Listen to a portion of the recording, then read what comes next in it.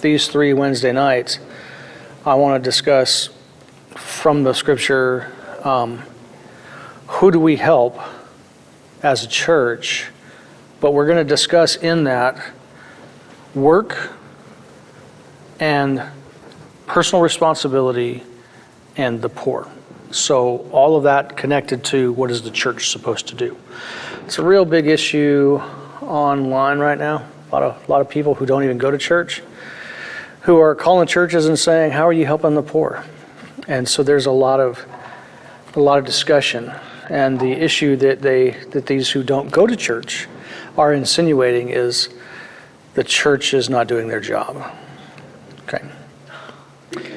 Because they don't have a food pantry to help little kids or infants or whatever. So I think what we need is a really good theology of work, personal responsibility, and who do we help? Who's responsible to help whom?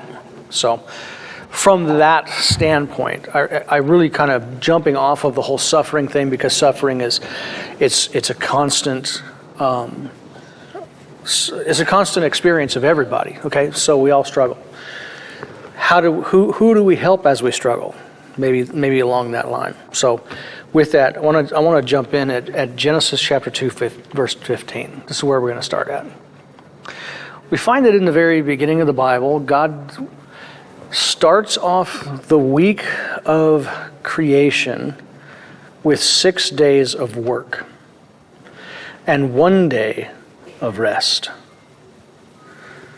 God working 6 days to create everything that there is, at the very end of the 6th day said, "It is very good," and he took a day to rest. And in doing so, he left us a pattern in which to follow. God worked, and then he rested. And so here in Genesis chapter 2:15, then the Lord God took the man and put him into the Garden of Eden to cultivate it and to keep it. And the Lord commanded the man, saying, "From any tree of the garden you may eat, but from the tree of the knowledge of good and evil you shall not eat, for in the day that you eat from it you'll surely die." Okay. Real good entry level passage to how God introduced Adam to the world that he created him. Puts him in a garden. We've discussed this a little bit.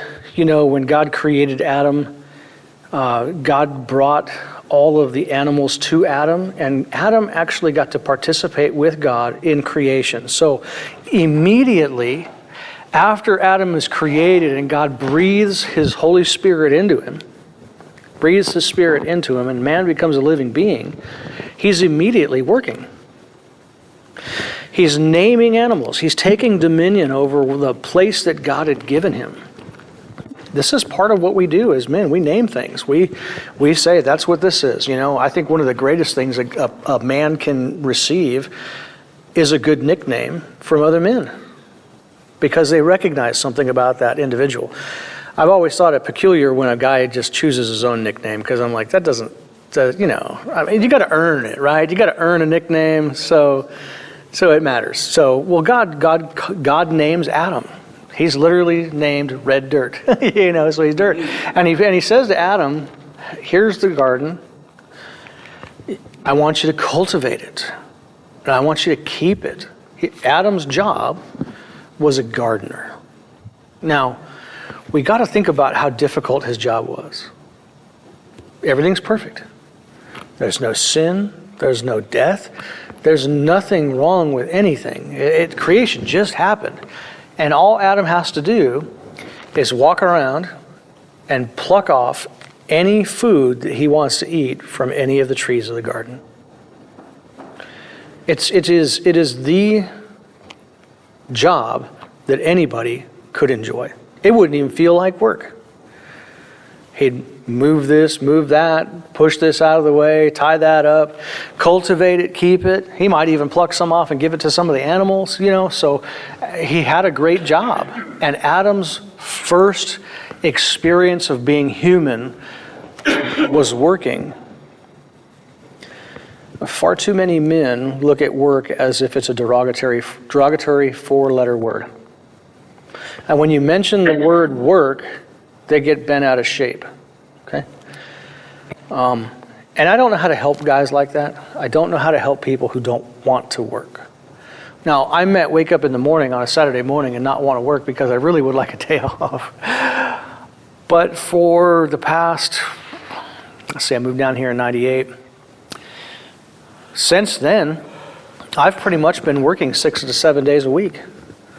You know, when you consider all the, ministry stuff I've done and just taking care of my family, there have been many Saturdays that I woke up at 4 o'clock in the morning and I went to work and I worked till noon, 1, 2 o'clock in the afternoon. And by the time I came home, my family was just getting out of bed and they wanted to go do something, like go to Mobile, want to go shopping. And then I'm driving around, right? So there really wasn't a lot of rest. God had this perfect creation and there was a balance between work and rest.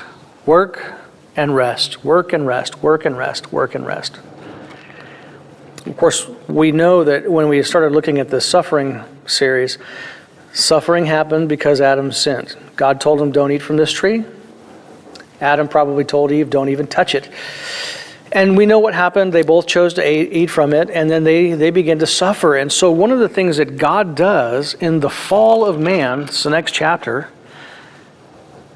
to Adam, he said, because you've listened to the voice of your wife and have eaten from the tree which I commanded you, you shall not eat of it. Cursed is the ground because of you. In toil you shall eat it all the days of your life. Thorns and thistles it shall grow for you, and you shall eat the plants of the field. By the sweat of your face, till you shall eat bread, till you return to the ground, because from it you were taken, for you are dust, and to dust you shall return. Eve's curse was childbearing and a struggle for leadership and headship between her and her husband. It's the same struggles that women have today. And many women today have taken upon themselves the curse that God put on Adam, which is hard work to take care of himself. God's design is for men to work and to work hard. Sweat. Put forth the effort. There have been a lot of jobs that I look back on in my life and I think, man, it was a really difficult job. Maybe the job wasn't difficult, but maybe the environment was difficult. Maybe the people I was working with was difficult. There have been some really difficult jobs that I've done. And some that I'm just like, thank you, Lord, for helping me get through that, because it was hard. It was hard, And I mean, I've hurt myself. I've got scars. I've got damage on my body because of some of the work that I've done. And I'm grateful that the Lord's helped me to do that. I'm grateful for the work that God's given me right now. I'm grateful for that. I pray every day, Lord, would you provide me the work that I need today? But Adam was cursed in his work.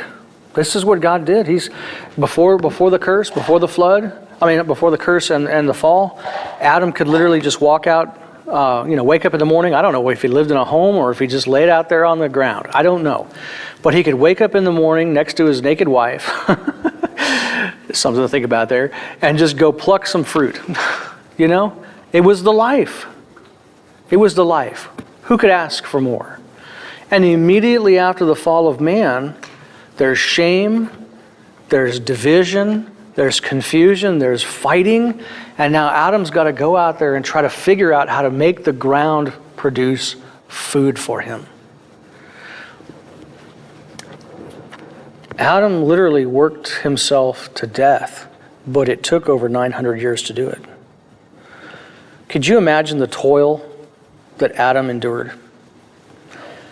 And he figured out how to irrigate, he figured out how to plant, he figured out how to fertilize, he figured out what crops work good together and what crops don't work good together, where to plant stuff at, what time of year to plant it. He's going through all of this. I've got to have food to eat and I've got to work. And so Adam's first priority was work, hard work. No, eat. Yeah, it's after the flood. So before the flood, they're not eating animals. Everything that they're eating is fruit and vegetable. It's stuff that grows off trees. He's really got to work, So God kicks him out of the garden. The rest of the world was still beautiful. Don't get me wrong. It wasn't like it was just the garden and everything else was desert. But he had to find a place that was somewhere along a river, some water there. He had to figure out how to make the ground do what he wanted to. And so Adam worked, and then they had kids, and then he taught them how to work. And he's like, now we can do more work. And it was work day in and day out, sun up to sundown. There was always something to do. We in our modern society look at agricultural societies and we think they're so backward, it's poverty, and they're just working to feed themselves. But we rarely stop to think about how much we work to feed ourselves today. So you work 40, 50, 60 hours a week to put food on the table, put a roof over your head, to pay for electricity. I mean, look, how much better would your life be if you didn't have to pay for a phone bill, a light bill, a water bill, a garbage bill, a home bill? You could literally just go out there and live in a cave or a mud hut or something that you built. And if it worked, it worked. And you could just go out there and plant stuff, and you could spend your whole day. That's what Mama told me. I come along 100 years too late. Right? So we think that we're so much freer, but we're really still slaves to the grind. It's just a different shade. And now people are lulled into thinking that there's always going to be groceries in the grocery store. Look, that's been a recent invention. I mean, there have always been farmers markets. People have always taken their crops and sold them, right? They've always traded for that, and that's something that's always been around. I mean, even in the days of Abraham, I mean, they were doing that kind of stuff. Cities would have all this kind of stuff, and people would trade, and they would buy and sell and all that. So I understand that, but you're not always going to have food in the grocery store. One of the things I learned real quick after moving down here was a storm's coming. You just don't know when.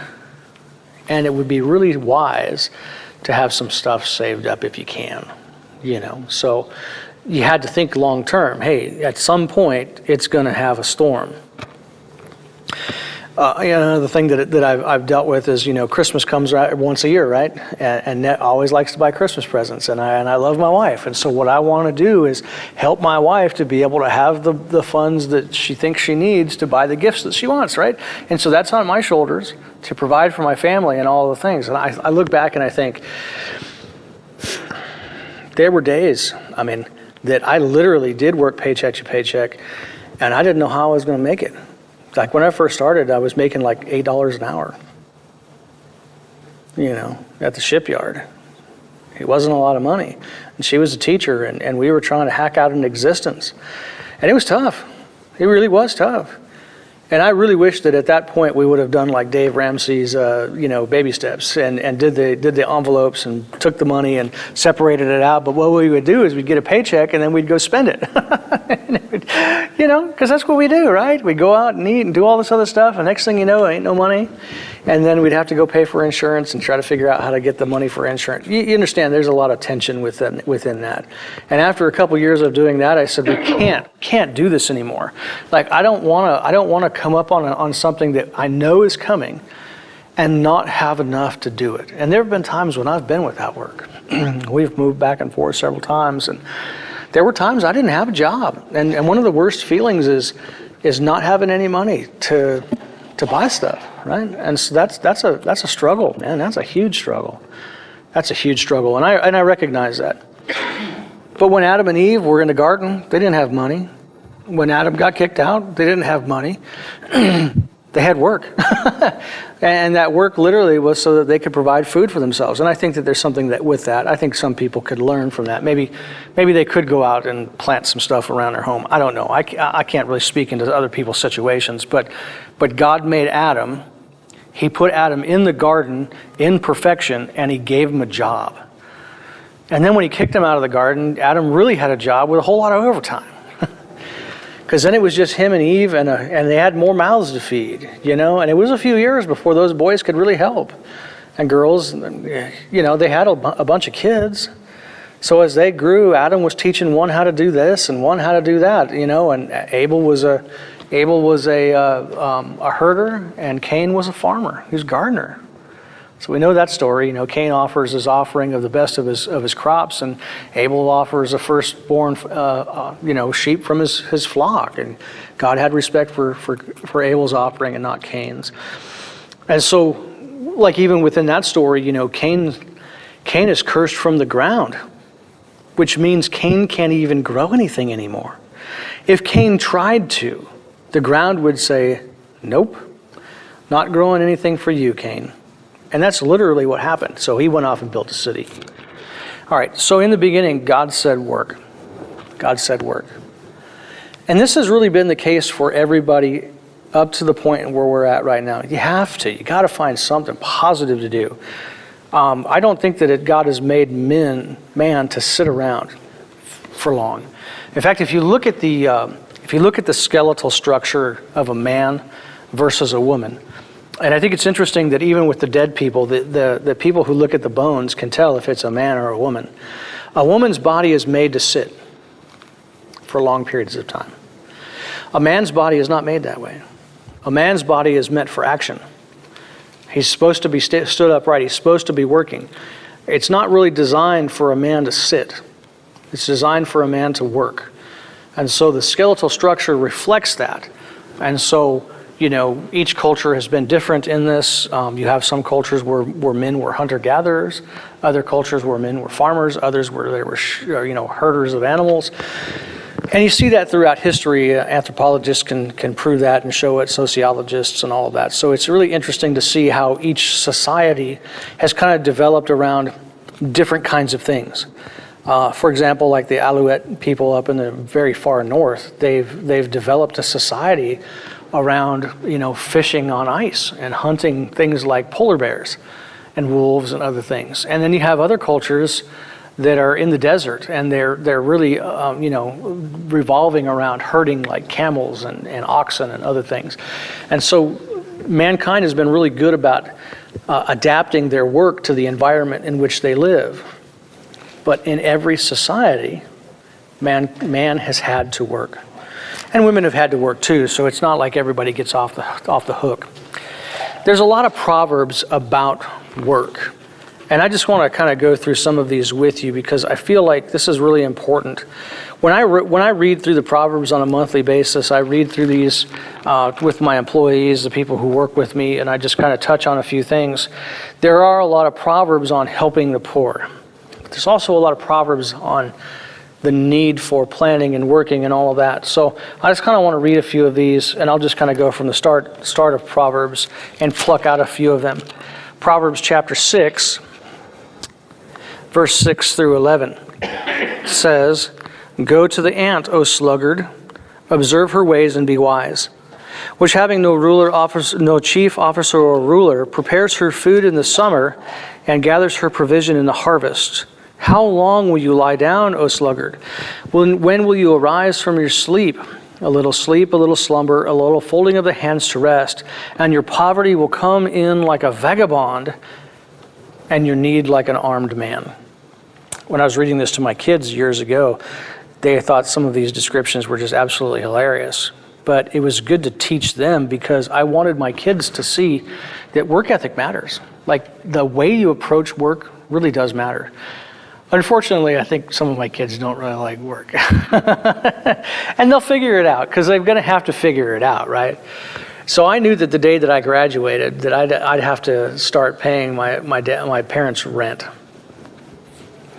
Number 4 out of 6 boys, I realized that was coming for me. So my oldest 3 brothers moved out before that day ever came.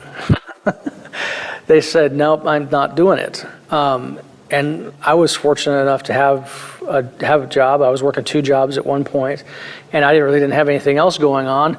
And I didn't mind helping out my mom and my dad that way. So I did. I lived with my parents for a couple years, and I paid rent to them. And, I ate there, I slept there, and it's just what it is, right? So I didn't have a problem with that.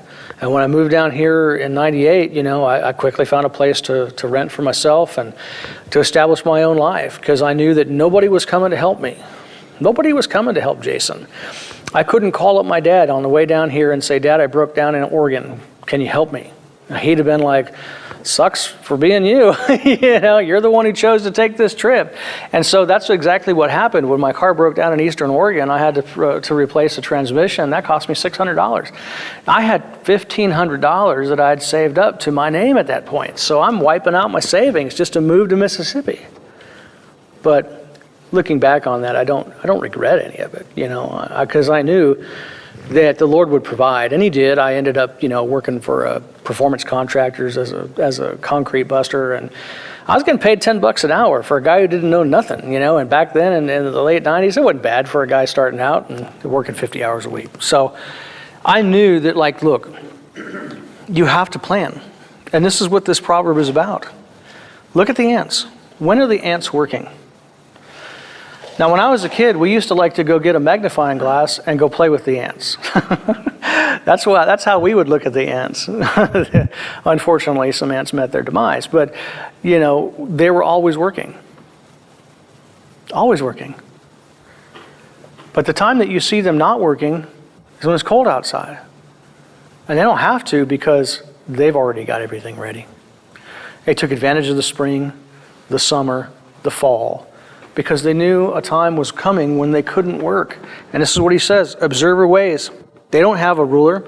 They don't have someone standing over there going, oh, come on, ants.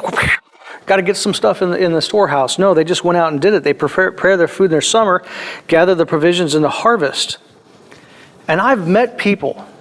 I know people from school. I've met people when I was a foreman at the shipyard who you could not make them work. And I told them, I said, look, guys, the work is here. It's just waiting for you to accomplish it. But you have to do it, because I couldn't do it. As the foreman, I couldn't do their job for them. And there were more than one of them who chose not to do the work, and they didn't work there very much longer. I can remember one guy in particular, he missed too many days, and he didn't have a job anymore.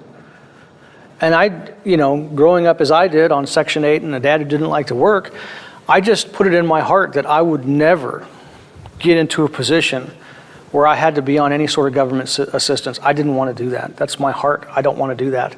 And I just feel like if I'm able-bodied, I want to work. I want to put the work together. I want to do the job that's in front of me. I want to find something beneficial to do.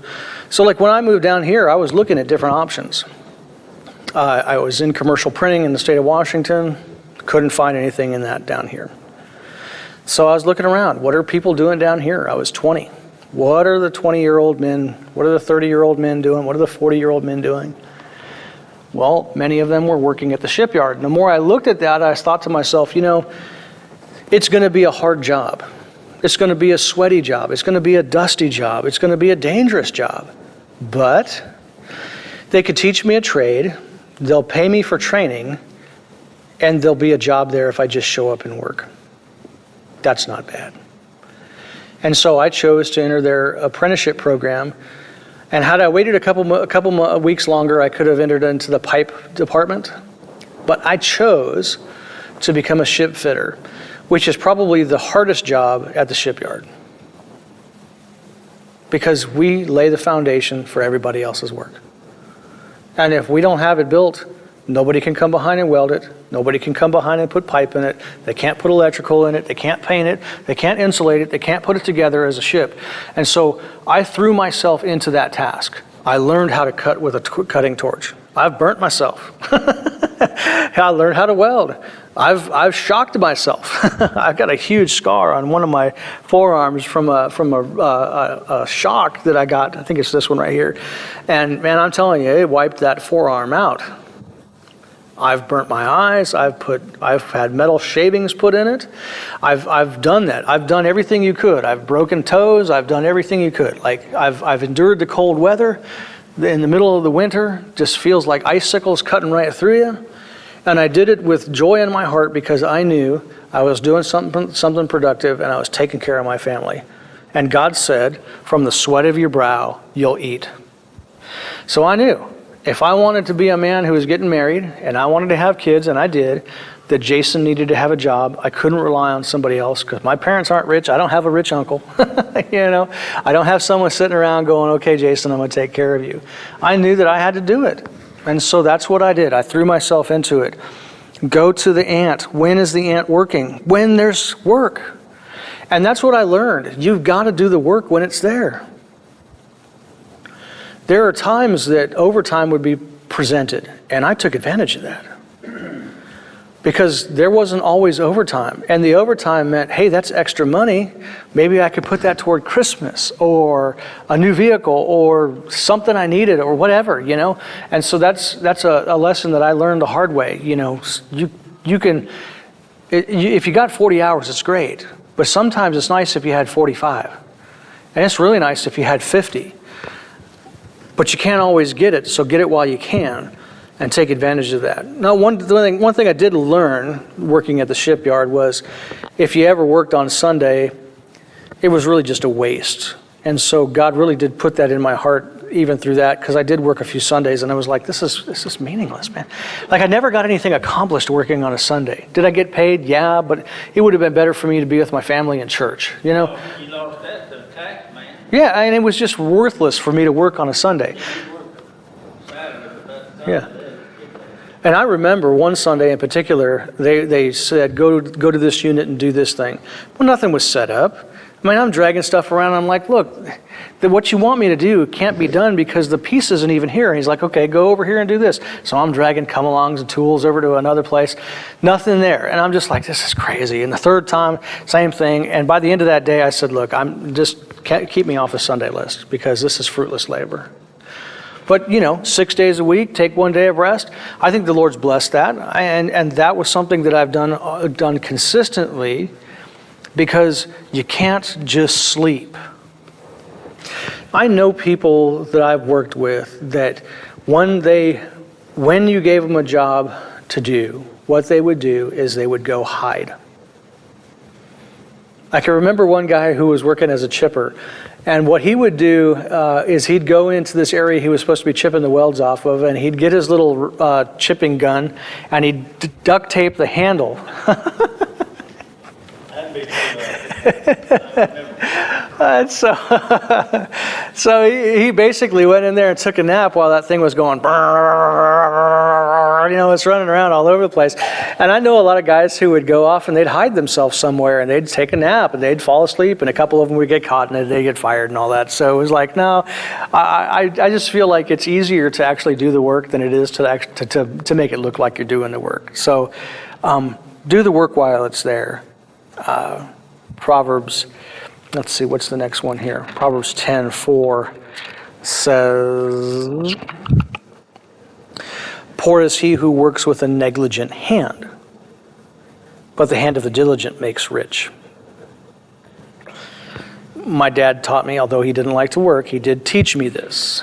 Do the job right the first time, or you're going to have to do it over again. So he did give us chores to his credit on Saturdays. We'd wake up in the morning on Saturdays, and my job was to clean the toilets, clean the bathroom. And it was nasty work, but you had to do it right. Otherwise, you'd get back in there and do it again. And so if you're being negligent about your work, and you don't get done what you're supposed to, then that's when you lose your work, and you don't have anything to do, and then you're sitting at home. So poor is he who works with a negligent hand. Why is he poor? Because he won't have a job very long. We're surrounded with people who don't want to do their work. And so they're poor because of it. Jesus said the poor will always be with you. There are conditions that lead to poverty. One of the major conditions that leads to poverty is not being diligent in work.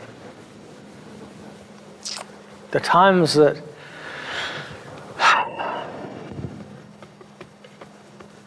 I've never been laid off. 70s was rough for work.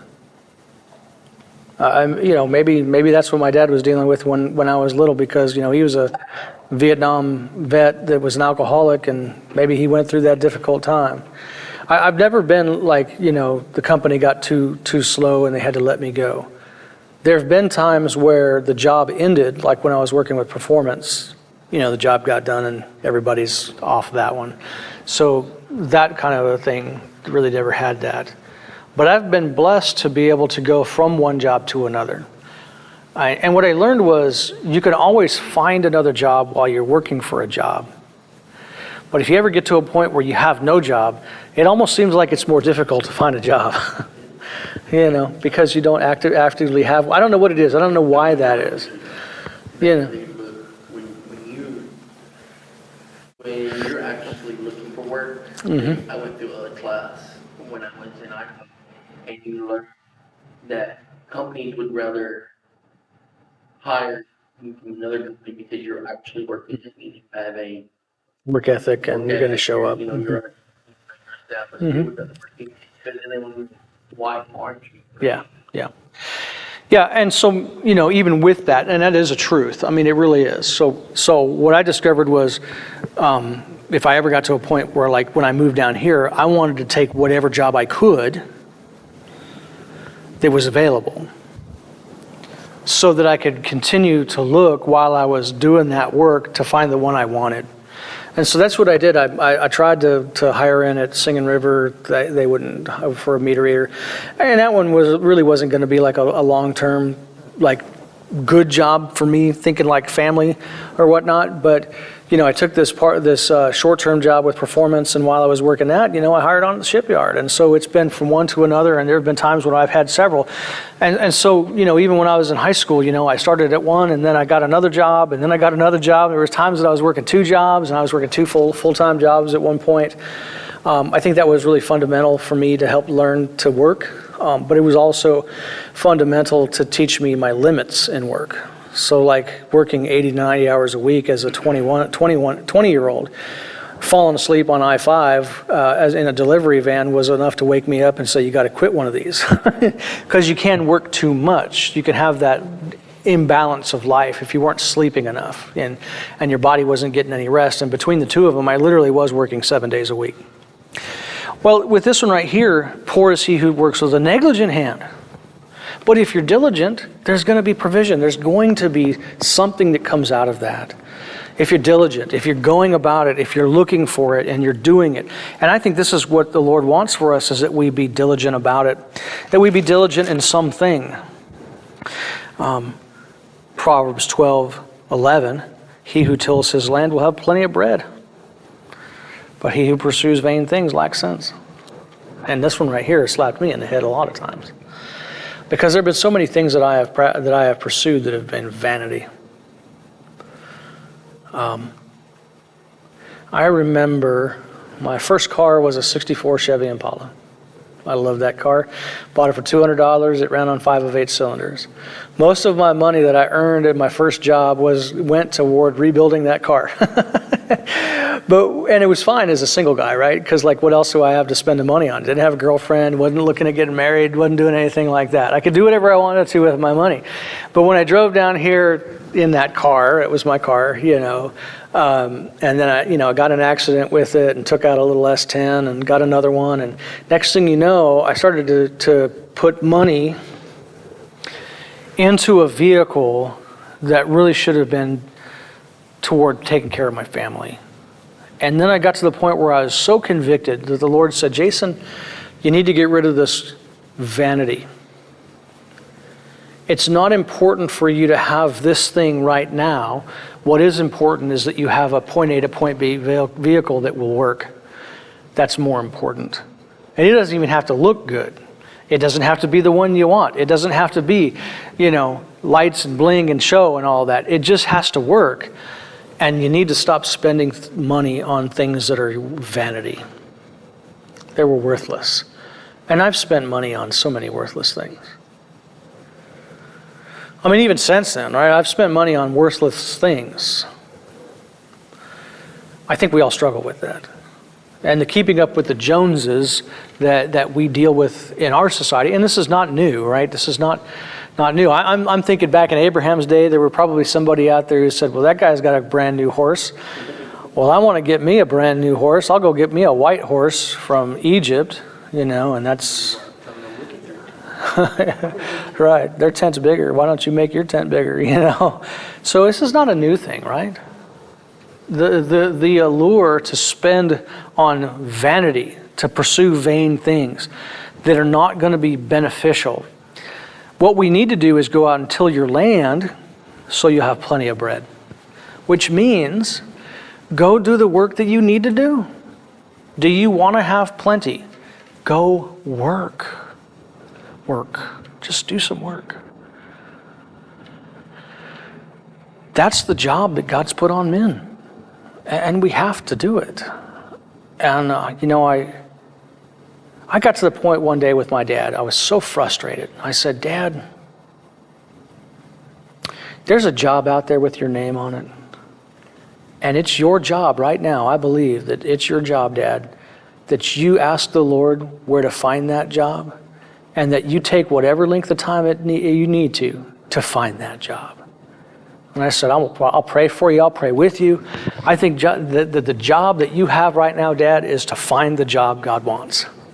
And it did take him a while. It did. And I felt bad afterwards. And I came back to him. I said, Dad, I apologize. I shouldn't have come at you like that because you're my dad. And I should show you a little bit more respect. But I'm still praying for you that the Lord will give you the job that he wants. But I was so frustrated over it because I'm like, I'm working. And you're not. And I'm like, I'm working, Dad. I'm over here. I was a dishwasher, and then I became a cook, and I'm like, it's not much, and I'm not making much money. I was making minimum wage. I wasn't making anything. But I felt like I was so frustrated because I was like, Dad, I'm working, and you're just sitting around drinking coffee all day long. So it didn't make sense to me, and I got frustrated over that. Well, I wanted for my dad blessing. And so what he ended up doing was he found a job as a truck driver, and he drove truck for a long time until he couldn't do it anymore. So he did spend his later years actually doing a job that he could do. He found that. It was probably, I don't know, 3, 4, 5 months. It took him a while. It did. It took him a while to figure out what he needed to do. And part of that was just wrestling with his own inner thoughts and feelings about what he wanted to do. Because what he really wanted to do was have a shop of his own. He wanted to have a mechanic shop that was his own. He wanted to have a garage where he could fix people's cars. And I respect that. I mean, I had goals too, right? I mean, who wouldn't want to have it work for themselves? But it doesn't always work out. And so at that point, what do you do? What do you do about that? And it's hard. It really is. Because sometimes the dreams that we have don't work. And I've thought about that a lot. Like, what would happen if my business totally collapsed? I pray that it doesn't. But what would I do? I'd go back to ship fitting. What else could I do? I'd go back to the shipyard, I'd go back out there and ply my trade. And that's the best thing about it. When I was a young man, I thought, hey, I could learn a trade. You can't take that from me. I could go back and work that. I knew guys at the shipyard who were in their 60s and 70s working the shipyard. Albeit they did it slower, right? They weren't as quick and as energetic as some of the young guys, but they were working. And I think they did the work and they went on, and so they learned from it. And I actually benefited from some of these older guys teaching me how to do some stuff. So I think about that a lot. Like, what would I do? Well, I'd go back and I'd do my trade. And so we can't pursue vanity. Can't pursue the things that don't benefit. You have to go out there and put the work in. And I've never tilled the land, okay? So I can't tell you that I'm a farmer. And in my meager attempts at gardening, I've completely failed. So if I had to feed my family planting a garden, I'd probably fail until I figured out how to do it.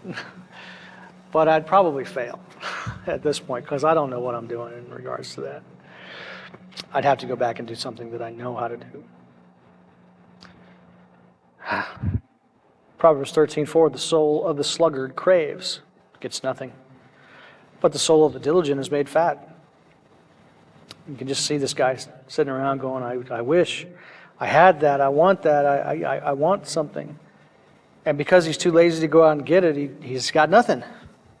But the soul of the diligent, well, he goes out there and works and he goes and gets it. And this is just one of many, many ones that are in here. Proverbs 14:23, in all labor there's profit, but mere talk leads only to poverty. I mean, what do you do? If I talk about wanting a job and I don't go out there and find one, then I'm never going to get one. And that's been the truth that I've had to wrestle with. Because like I said, there have been times when I've been without work. And I had to pray and I had to ask, God, what do you want me to do? I can remember a stretch there after we moved back to Mississippi from another place that I didn't have a job lined up. In fact, when we moved back, I didn't know what I was going to do. We'd gone through our savings where we were. We basically moved back on nothing, and I didn't have anything. And I knew that before long, my wife would be looking at me saying, "Where's my grocery money?" You know what I'm saying? And I just knew that it was on my shoulders to go find something to do. And I looked at several different options, and I ended up back at the shipyard. You know, that's what I ended up doing, going back to the shipyard and working. And I worked, and I did a good. Feel like I did a good job. I'd been out of it for a couple years, and I went back, and before I left there, I was a foreman, and so evidently, you know, I did something right there and was making halfway decent with that, and the Lord blessed that. So in all talk, or in all labor there's profit, but mere talk leads to poverty. We can sit around and talk about what we want to do, but if we don't do something, ain't nothing going to get done. Ain't nothing going to get done. And so like there has to be this fire that's lit up underneath us that you got to get it done, man. You got to get it done. And if you don't have that, then you're never going to get it done. And I think this is what Adam had behind him. God said, look, if you don't work, if you don't sweat, if you don't make this ground produce food for you, you're not going to have any. You can't just walk out there and pluck the fruit off the trees.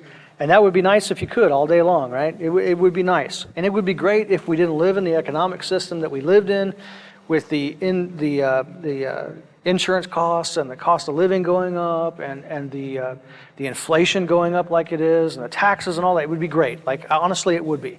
Like, sometimes I think how nice would it be to be living on a small tropical island somewhere and not have to worry about paying anybody anything. It would be a very different life, but it would be a nice life. You know, wouldn't have a lot of money involved with it, but I wouldn't need any because I could probably grow everything there. Okay, we could talk about that, but that ain't going to happen. This ain't Robinson Crusoe. You know what I'm saying? We're not talking about Swiss Family Robinson. We're not there. Right?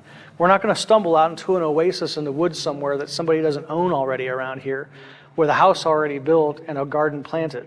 It's not going to happen. And so we have to go out and do something, be proactive about it. And this is what the Lord has placed on us. In all labor, there's profit, not in talk. You can talk about it all you want to, but in all labor, there's profit in that labor.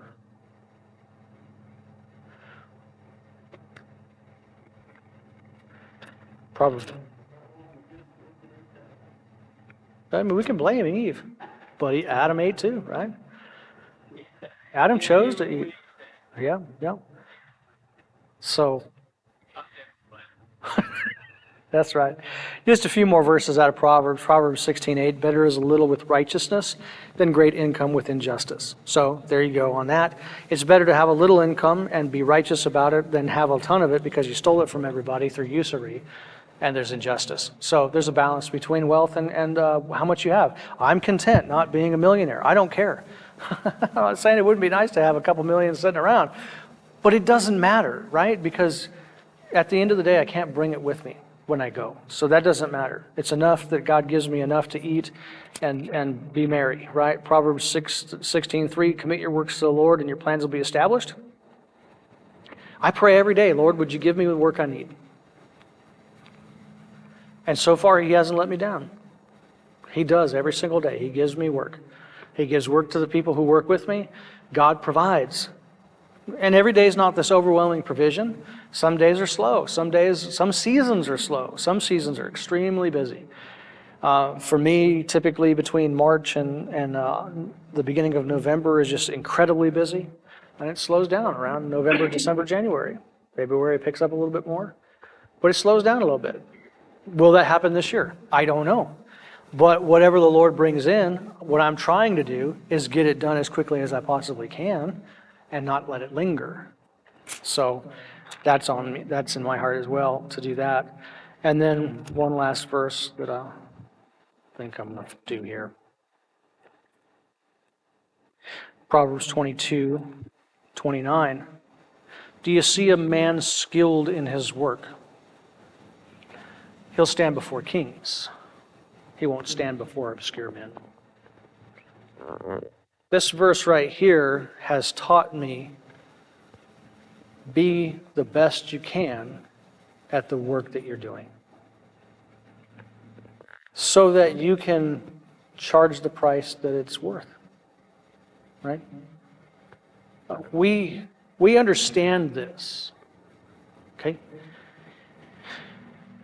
You can go get you a hamburger steak at Hoagie's for less than $20. But if you go to Ruth's Chris and get a steak, you're not paying less than $20. You're paying a whole lot more than that. So we understand the value of excellence. Excellence should be the modus operandi of a Christian. That will work hard, will do excellent work, will be diligent, will honor the Lord in what we're doing. And that is the Puritan work ethic that they taught. One of the things that happened when the Puritans came over and landed at Plymouth Rock was that very first winter, they decided that they would all come together and they would have a united field of work and everybody would benefit from everybody else's work. It's the first attempt at socialism, right, in the United States. There were men who didn't want to work. They didn't put forth the 100% effort, and so half the colony died. It failed. So the next year they said, you work for yourself. You work as hard as you can to take care of everything you grow in your field is yours. And there were some who did better than others. But the diligent ones had great blessing, and the colony survived. And so, do you see a man skilled in his work? He'll stand before kings. Work hard, be diligent, do the best you can. People will recognize that. And you'll get a job. You'll always have work. There'll always be something to do. But if you don't, it's not going to be there. It's a personal responsibility on us to work. My grandfather worked until he was 98 years old. He did some small part-time jobs. I think he invested well when he was younger and they had money. I mean, he lived on Hawaii for a long time. They lived in Alaska. You know, he had vacation property in the Puget Sound. The guy did whatever he wanted to, right? He had the money, but it was because he worked. Yeah. He did. He worked hard.